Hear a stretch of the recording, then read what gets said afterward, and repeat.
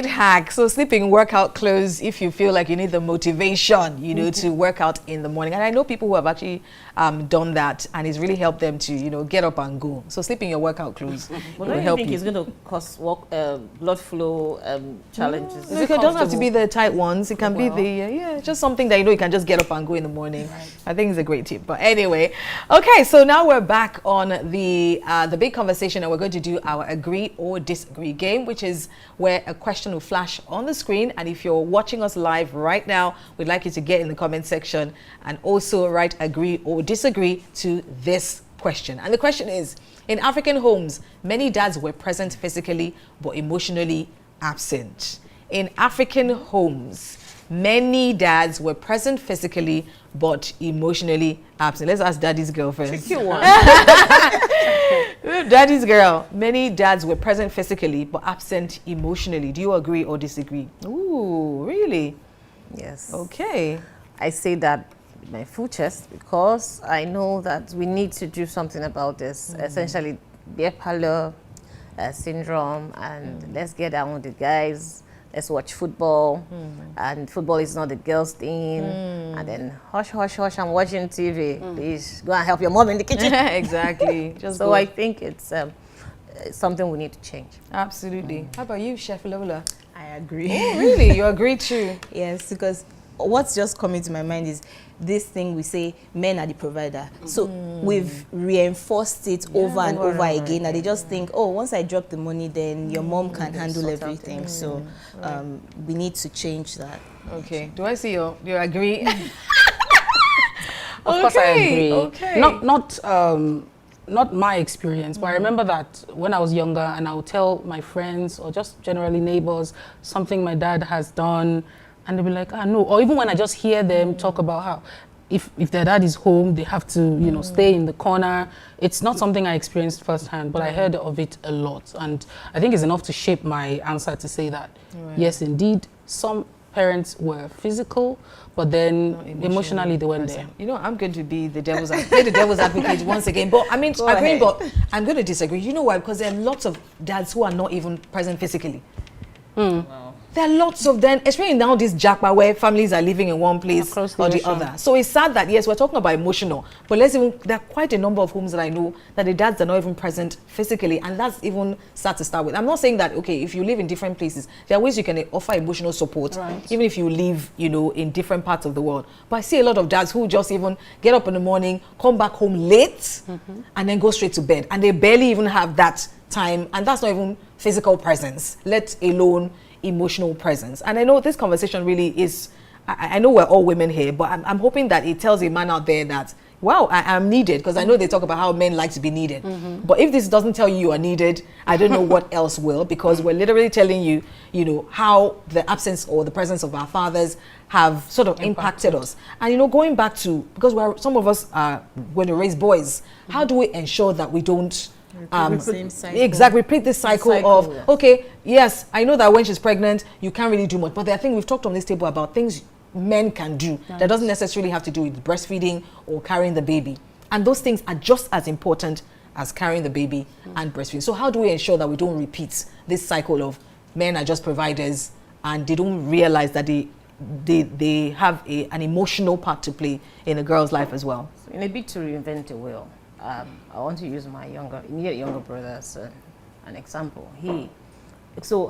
So before I do that, I want to emphasize the kind of job that can help. That is, you know, becoming self-employed or an entrepreneur, and then wait for it. Okay. You know, an employer of labor, where you now take charge of, you know, your time, and you're able to show your presence.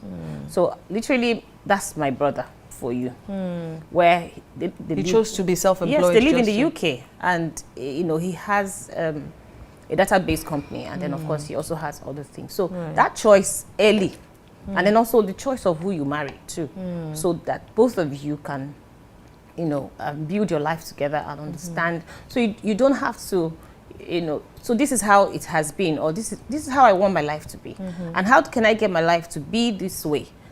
Okay, so I have to build my life in this certain path so that I can be present. He has a daughter, you know, and he changes pampers, he changes what, you know, he does all of Diapers, that. yeah. Yes, diapers, and then while the wife is working remotely, he holds her down, you know, eventually until she was able to, you know, start. But then the UK, most of these are African men. When they get to UK, there's some cooperate. things they do that. Yeah, sometimes when they're here, exactly. But when they're in the UK, we all, you know. But I mean, what do you think? How can we reinvent the wheel for younger? Yes. Okay. Well done to Chisom's brother.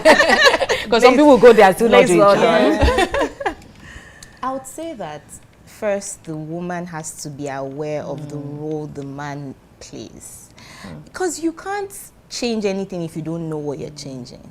You need to understand. And so as a wife, first of all, and again, it still goes back to self-awareness. So once you understand what role your husband plays or the father plays in the home, then those little things he does, you thank him, you affirm him, so he's encouraged to do more if he wasn't built or he didn't grow up knowing that he should do those things. Because it will also be difficult for him to change. You can't just say, oh, so the role of a father is da da da da da, and then he's just going to start doing it tomorrow. It's little steps. So he does one little thing, takes the girl out, or maybe she wants to make a decision, her prom dress, for example, and then he says, oh, this one looks better on you. You know, just your dad saying that makes you feel good, and you're not going to go out there looking for a boy who will tell you you're beautiful. So those little things, just retraining the man to understand his role, and then affirming him when he does those things, so he's encouraged to do more. Absolutely, yeah. Well, I mean, I'm going to take a cue from what she said about how, as women, if you don't know what is missing, you may not be able to fix it.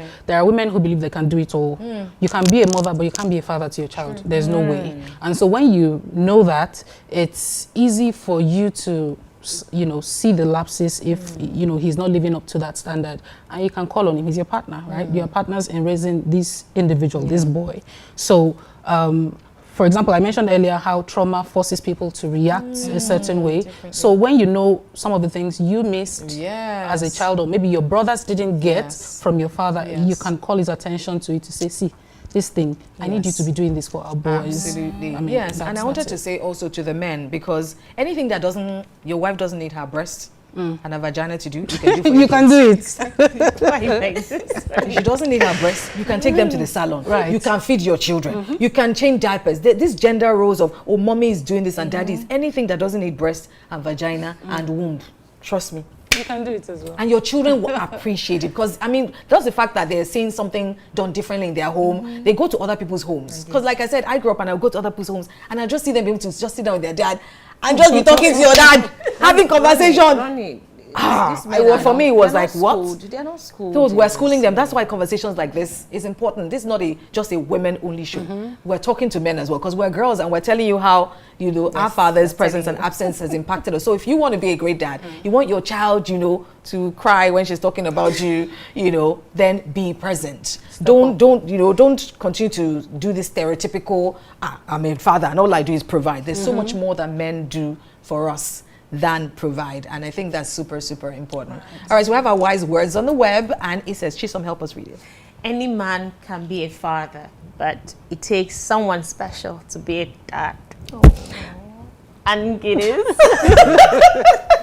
Really. I miss my daddy too. Oh, sorry.